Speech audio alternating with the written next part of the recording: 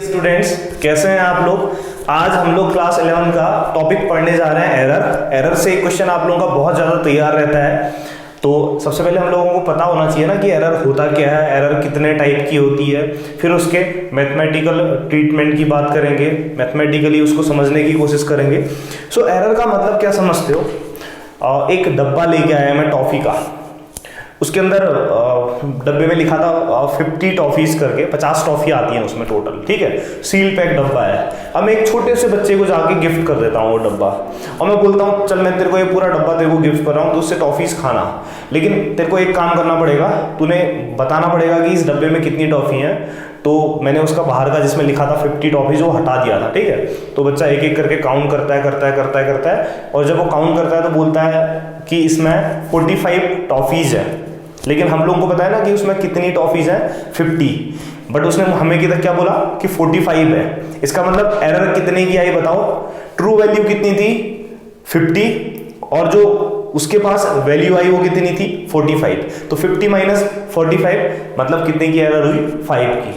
तो होता क्या है कि किसी भी मेजरमेंट में जो भी अनसर्टेनिटी आती है, अनसर्टेन चीजें जो आती हैं एक्चुअल वैल्यू से, उसी को हम लोग बोलते हैं उसकी एरर। जनरली अभी तो मैंने टॉफी की बात करी। अब जब फिजिक्स में हम लोग मेजरमेंट करते हैं किसी भी चीज को, एक पर्टिकुलर इंस्ट्रूमेंट से, वर्नियर कैलिपर का आप यूज कर रहे हो, स्क्रू गॉज का आप लोग यूज कर रहे हो, किसी भी चीज का यूज कर रहे हो, तो थोड़ा बहुत अनसर्टेनिटी आती है। हो सकता है वो हमारी वजह से आए, हो सकता है कि हम लोगों ने इंस्ट्रूमेंट थर्ड क्लास कंपनी का लिया है, जहाँ एक परफेक्ट एक स्केल में उसका मेजरमेंट नहीं हो पा रहा है।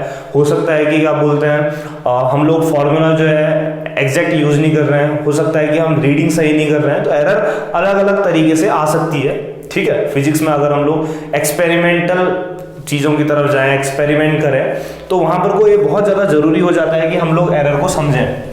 तो सपोज दैट एक टेबल है, मुझसे बोला कि इस टेबल की लेंथ बता। तो मैंने जब इस टेबल की लेंथ मेजर करी तो उस टेबल की लेंथ आई 25.2 सेंटीमीटर। बट जब हम उसमें अनसर्टेनिटी चेक करते हैं, कि हम ये चेक करते हैं कि हमारी वैल्यू कितनी सही है कितनी गलत है, तो मैं जब इस टेबल की लेंथ चेक करा तो मैंने देखा कि मेरी जो अनसर्टेनिटी आई टेबल की लेंथ चेक करने में, वो आई 0.1 सेंटीमीटर। इसका मतलब कि 0.1 सेंटीमीटर के अंदर मैंने कुछ गलती की है। तो उस केस में लेंथ ऑफ टेबल क्या बोलोगे आप, कि टेबल की लेंथ क्या होगी, लेंथ ऑफ टेबल। तो जो टेबल की जो लेंथ होगी, जनरली मैंने मेजर करी थी 25.2, लेकिन अनसर्टेनिटी आई कितना सेंटीमीटर की, 0.1 सेंटीमीटर की। तो इसको हम इस तरीके से लिखते हैं बच्चों, 25.2 ये मेरी मेजर्ड वैल्यू है।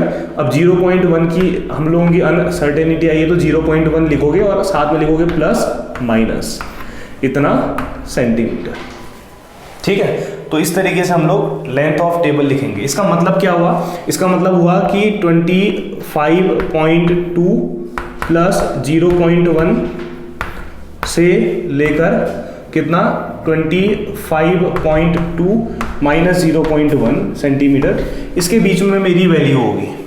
अब 25.2 प्लस 0.1 करोगे तो कितना आएगा बच्चों, 25.3 सेंटीमीटर, ये तो आएगा, है ना। और 25.2 माइनस 0.1 करोगे तो 25.1 सेंटीमीटर। इसका मतलब हुआ कि वो जो टेबल की लेंथ होगी, मेरा जो आंसर होगा 25.3 सेंटीमीटर से 25.1 सेंटीमीटर के बीच में होगा। तो इस तरीके से इसको लिखा जाता है। अब बात करते हैं कि ये एरर कितने टाइप की होती है। तो बच्चों जो हमारी एरर है, ये बेसिकली आगे जाके बहुत डिटेल में जाने वाले हैं, और मैथमेटिकल जब हम इसको समझेंगे तो आप लोग बोलोगे यार ये तो बहुत इंटरेस्टिंग और बहुत आसान है, न्यूमेरिकल भी लगाएंगे इसकी, ठीक है। सो अब हम लोग बात करते हैं टाइप्स ऑफ एरर की, कि एरर के कितने टाइप होते हैं। तो जनरली वैसे तो अलग अलग बुकों में किसी में 4 टाइप भी रहते हैं लीस्ट काउंट एरर के अकॉर्डिंग। सो अभी मैं जनरली बता रहा हूँ कि जो एरर है ये 3 टाइप की होती है। पहली होती है सिस्टमेटिक एरर, दूसरी होती है रैंडम एरर, तीसरी होती है ग्रॉस एरर। ग्रॉस एरर को बोलते हैं बाई मिस्टेक्स। बाई मिस्टेक्स मतलब अभी मैं बताऊंगा, ठीक है। तो सिस्टमेटिक एरर क्या होती है कि हम लोग गए दुकान में और मैंने पैसे बचाने के लिए एक इंस्ट्रूमेंट खरीदना है, और मैंने चलो सपोज दैट मैं मीटर बीज लेने गया, मैंने उसकी इंस्ट्रूमेंट जो खरीदा वो 3rd क्लास क्वालिटी का, वैसे जनरली ओरिजिनल आ रहा था आप लोगों का 1200 रुपये का और थर्ड क्लास क्वालिटी का मिल रहा था 500 रुपये का, तो उसमें क्या होगा, स्केल्स में ना जो मेजरमेंट है वो सही नहीं रहेगा। सो सिस्टमेटिक एरर किस किस चीज़ की वजह से आ सकती है, किसी भी मेजरमेंट में सिस्टमेटिक एरर किस किस चीज़ की वजह से जनरेट हो सकती है। इनकरेक्ट डिजाइन, जो मेरा इंस्ट्रूमेंट है उसका डिजाइन सही ना हो। दूसरा हो सकता है इनकरेक्ट रीडिंग, मतलब कि जो उसमें रीडिंग है, जो हम रीडिंग देख रहे हैं उसमें वो सही नहीं हो सकता है कि जो एक्यूरेसी है उसमें उतना ज़्यादा ना हो। लिमिटेशन ऑफ मेथड्स यूज, हम लोग जो मेथड यूज कर रहे हैं वो लिमिटेड मेथड यूज कर रहे हैं, तो इस वजह से सिस्टमेटिक एरर आती है। समझ में आया ना, किन किन चीज़ों की वजह से आती है। तो इंस्ट्रूमेंट अगर आप लोग सही लेंगे तो इसको आप दूर कर सकते हैं। हाँ, ये सिस्टमेटिक एरर को दूर कैसे करेंगे कि एक पर्टिकुलर के हम लोग गए दुकान में और बोला कि यार पैसा खर्च हो रहा है होने दो, लेकिन जो मेजरमेंट है वो एकदम सही हो। सो ऐसा एकदम करेक्ट रीडिंग लेके सही हो सकता है। इनकरेक्ट डिजाइन के बदले एक परफेक्ट डिजाइन वाला अगर आप इंस्ट्रूमेंट लेके आ सकते हो। और जो लैक ऑफ एक्यूरेसी है, तो ज़्यादा हम लोगों ने थोड़ा सा उसकी एक्यूरेसी बढ़ा दी, तो सिस्टमेटिक एरर हमारी क्या हो जाएगी, दूर हो जाएगी। इसका मतलब ड्यू टू नोन कॉजेज, मतलब सिस्टमेटिक एरर को हम लोग दूर कर सकते हैं, क्योंकि इसके जो कारण है, ये जिस वजह से सिस्टमेटिक एरर आई है ये दूर हो सकती है। लेकिन आप लोग पहचानोगे कैसे कि किसी एक्सपेरिमेंट में आप लोग पहचानोगे कैसे कि सिस्टमेटिक एरर है? सिंपल सी चीज है, जब आप लोग सिस्टमेटिक एरर देखोगे तो या तो सिस्टमेटिक एरर कोई चीज के लिए एरर जब तुम निकाल रहे होगे या तो पॉजिटिव में आ रही होगी +1 +2 +3 +4, या फिर नेगेटिव में आ रही होगी, मतलब एक पर्टिकुलर डायरेक्शन में फ्लो करती है। अगर तुम कोई एक्सपेरिमेंट कर रहे हो, जो एरर आई तुम्हारी +2 की आई, नेक्स्ट टाइम एक्सपेरिमेंट करा +4 की आई, नेक्स्ट टाइम एक्सपेरिमेंट करा +1.5 की आई, तो सिस्टमेटिक एरर क्या होती है, जो एक पर्टिकुलर डायरेक्शन में फ्लो करती है, या तो पॉजिटिव ही आएगी या नेगेटिव ही आएगी, तो समझ जाना हो सिस्टमेटिक एरर है। इसको आराम से नॉन कॉजेस की वजह से तो इनको दूर किया जा सकता है। दूसरे टाइप की एरर होती है रैंडम एरर। रैंडम एरर क्या होती है बच्चों, ड्यू टू अननोन कॉजेस, मतलब रैंडम एरर उन चीजों की वजह से आती है जिसके बारे में हमें पता ही नहीं चलता है। सपोज दैट मेरे पास एक सेंसिटिव फिजिकल बैलेंस है, मतलब मास को मेजर करने के काम आता है। बहुत छोटे से छोटा अगर तुमने मास पता करना है किसी भी चीज का, ये चौक के मैंने कुछ चूरे किए, वो चूरे का मास पता करना है, तो उसका मास पता करने के लिए हम लोग यूज करते हैं सेंसिटिव फिजिकल बैलेंस। अब क्या है कि मैंने इसका मास पता करना है, अब हो सकता है कि कुछ डस्ट पार्टिकल आके इसके ऊपर बैठ गए, तो उससे मास में वेरिएशन आएगा ना, तो मुझे क्या पता कि कितने डस्ट पार्टिकल, वो इंस्ट्रूमेंट में यूज करते करते पुराना हो गया, थोड़ा कुछ डीके हो गया उसमें। तो रैंडम एरर क्या होती है कि जिसके कॉज का हमें बिल्कुल पता नहीं चल पाता है, हमें पता ही नहीं चल पाएगा कि इसमें एरर क्यों आ रही है। हो सकता है टेम्परेचर बढ़ गया, हो सकता है प्रेशर, एनवायरमेंटल कंडीशंस में चेंज आ गया, तो रैंडम एरर के कॉज का पता नहीं चल पाता है। और रैंडम एरर को आप कैसे पहचानोगे, या तो पॉजिटिव आ रही है, मतलब कुछ भी आ सकती है, पॉजिटिव भी आ सकती है, नेगेटिव भी आ सकती है, कुछ भी आ सकती है, ठीक है। तो यहाँ से हम लोग रैंडम एरर को पहचानते हैं, लेकिन ये अननोन कॉजेस की वजह से होती है। लेकिन ये बहुत ज्यादा नजदीक होती है, ज्यादा गैप नहीं होता है रैंडम एरर में, ठीक है। अब आप लोग बोलोगे कि ये रैंडम एरर को दूर कैसे करेंगे। रैंडम एरर को दूर करने का एक सिंपल सा तरीका है कि आप लोगों ने कुछ चीज मेजर करनी है, कुछ भी चीज मेजर करनी है। सपोज दैट आप लोगों ने करंट चेक करना है, ठीक है।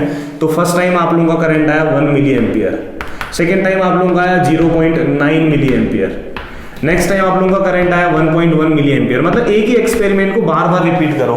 उसके बाद आप लोगों ने मेजर किया अगेन 1.12 मिली एम्पियर आया।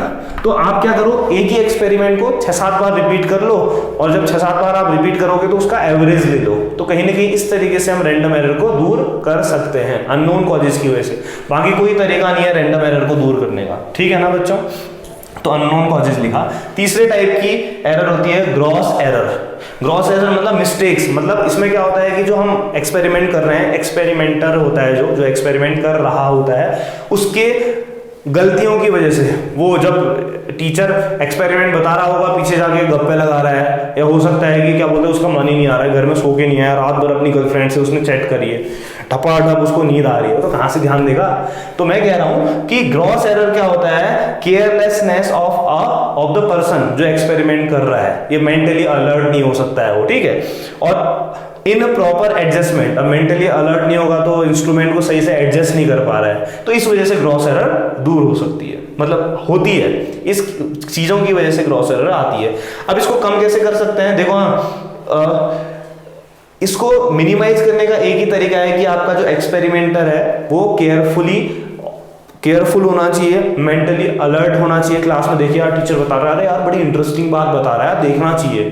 जैसे तुम लोग कोई यूट्यूब में देखते हो, अमित बढ़ाना देखते हो, भुवन मन कुछ भी देखते हो, कैरी मिनाटी देखते हो, तो बड़े ध्यान से देखना, अरे यार ये तो मतलब मस्त, ऐसे करके यहाँ पे जाके देखो यार, कुछ तो सीखने को मिलेगा ना, तो आराम से दूर हो जाएगी।